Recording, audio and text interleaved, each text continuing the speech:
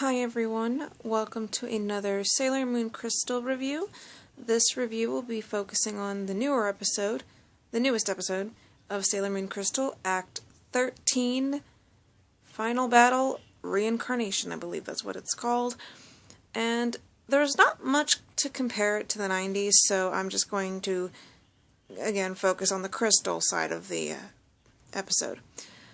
So it starts off right where Act 12 left off, where Sailor Moon attacked or stabbed herself with the sword. And, well, she didn't kill herself. The sword hit Mamoru's pocket watch, and I don't know how it worked for him, but apparently it hit some crystals in his pocket, so they both didn't die, and they both passed out, basically. And I think, I'm going to take a stab at the queen's name. I think it's Queen Metalia. But she tries to lunge toward them and swallow them up. Meanwhile, the Sailor Guardians, or the Sailor Scouts, if you want to refer to them like the 90s, took forever to get to Sailor Moon, and yeah, so they're there. Queen Metalia swallows up Mamoru and Usagi, or Sailor Moon if you want to refer to her as a scout name. And that's what Queen Metalia does. But before she does that, the Imperium Silver Crystal grows bigger and protects Mamoru and Usagi. It kind of forms the palace, the Crystal Tokyo Palace that's in the R season. So that's a little foreshadowing there. And what I like about the crystal is it actually turned into the flower form like it did in the R movie back in the 90s. That's one of the most prettiest forms for the crystal, at least in my mind it is. And I'm thinking, at that point, wow, what's the crystal going to do next? Well, it swallows up Usagi and Mamoru to protect them from Queen Metalia when they both get swallowed up by her. Meanwhile, the other Guardians try to attack Queen Metalia and defeat her, whereas at that point, Queen Metalia has the power of Usagi, Mamoru, and the Imperium Silver Crystal inside her. And so their attack didn't work. Also, Luna and Artemis make an appearance, because Luna tries to protect Usagi, and she attacks Queen Metalia. Okay, I'm a cat, and I'm going to attack a big, mean, evil queen with my claw. Yeah, that did a lot of good. One thing we found out about Artemis that we didn't know, at least that I didn't know, was that he was able to teleport to the moon. Because Luna, when she got knocked out, she asked him, "Can you take me to the prayer room in the Moon Kingdom?" Well, Luna can't teleport, I don't think anyway. Thinking back to Act 10, when the Scouts go to the moon, or the Guardians, if you ever want to refer to them as, Luna had them step into some water and teleport themselves to the moon. Oh, and by the way, I want to touch on this. The battle at this point was taking place underground. So, the Scouts teleport back up above ground, and let's see. Sailor Venus does what I think is kind of stupid, and she forgets the holy sword, or the powerful sword. Okay, my power didn't work, so I forget the most powerful weapon that they have at this point, which is the sword. I forget to bring it with me. Okay. That is so smart.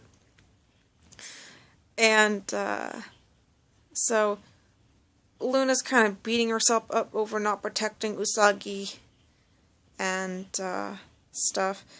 And the other scouts decide when, they hear Usagi's voice call to them, they decide to give her their remaining power. And anyone can comment on that if you want to. But also, what I thought was kind of weird and kind of amazing at the same time was Usagi at this point is inside Metalia, Queen Metalia, and they apparently see her do a spiritual thing where she comes from the sky and she lifts them up. Okay, that's kind of weird, because I'm thinking, Disney moment here, where's Mufasa? That's what I'm thinking. But I thought that was pretty cool, because it kind of gave them, what's the word? Encouragement to fight. And so, Usagi regains consciousness, because at this point she's knocked out. She regains consciousness, she hears them talk to her, or she hears their voices, and she kind of sees them inside the Imperium Silver Crystal, or at least her past memory of the scouts.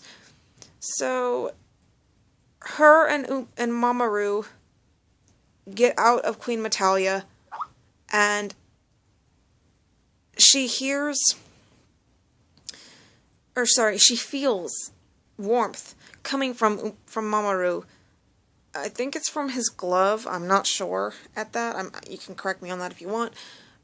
But another funny scene I thought from today's episode was when Usagi and Mamoru were, again, out of Queen Metalia. They thought, what do we do? We're in the middle of a battle.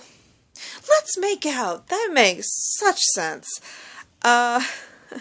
Yeah, that makes such sense. We're having a big battle over here to protect the Earth, and we're just going to make out and forget the rest. Also, I want to touch on Queen Metalia real quick. Another thing that she did in this episode was she swallowed up the Earth with her power within like 2 minutes of appearing. So, yeah. So that's what she did. But we got to see a little bit of Mamoru's power, because he encouraged Sailor Moon to kind of muster all her strength and attack Queen Metalia. And we got to see the, I'm going to take a stab at the names, the Shiteno. I think that's how you pronounce the general's real Japanese names. I'm slowly learning this, so please bear with me. We get to see their spirits come to Mamoru, or Endymion, as if they refer to him because of his prince name. And that's where the crystals come in. Apparently, after Queen Metalia destroyed the generals, or the Shiteno, they appeared as crystals in his pocket. Okay, that didn't make sense, but they kind of tell him, we're here for you, and they tell him how to beat Metalia, and then he, in turn, tells Sailor Moon. Well, I thought from the preview last week, I thought the staff was from the R season, the Kitty Moonrod, but no, the rod they showed in the preview for Act 13 was the Crescent Moon wand, but Sailor Moon apparently got the wands of that to extend to become longer, the handle bit to become longer. And so that's where Act 13 leaves off, where she attacks, or she is in the middle of an attack. So Act 14 will air in 2 weeks, and I believe what's going to happen in that act is we're going to finish off the Queen Metalia, and then we're going to get into, I'm going to take a stab at her Japanese name, Chibiusa, I believe. I think we're going to see her in the next act within 2 weeks. So, there you go. That is my review for Act 13, Final Battle Reincarnation. As for my thoughts on the episode, I thought there was a lot of funny moments and kind of pointless things, because in my mind I'm thinking there's an attack, why make out? But hey, whatever. But that was kind of funny, and stuff. But it was really good. The animation's really good in Crystal. On a scale of 1 to 10, I rate the episode a 7 because of all the pointless little things like the making out, which was funny, and then the Usagi coming in from the sky. So, I still liked it. It's not a bad episode or anything, but It is really good, and I can't wait to see Act 14. I didn't catch the name of that one, but, and I think Act 14 will either pick up or start off Volume 3 or finish Volume 2. I can't remember in the manga, but I can double check before the next episode. And, let's see, what else do I want to cover? Oh, real quickly, a little comparison to the 90s that I forgot. In the 90s, it didn't take the battle this long. In the uncut version of Season 1 that the people in Japan saw, it took 46 episodes to kill Queen Beryl and Queen Metalia. But in this episode, or this reboot, it's only taken like 13 and a half episodes. So it's going a lot quicker because it's going in the manga, toward the manga more. So there's that little comparison to the 90s. And so yeah. Anyway, I will see you in the next Sailor Moon Crystal review video. This has again been the review for Act 13 of Sailor Moon Crystal. I'll see you in the next episode review. Bye.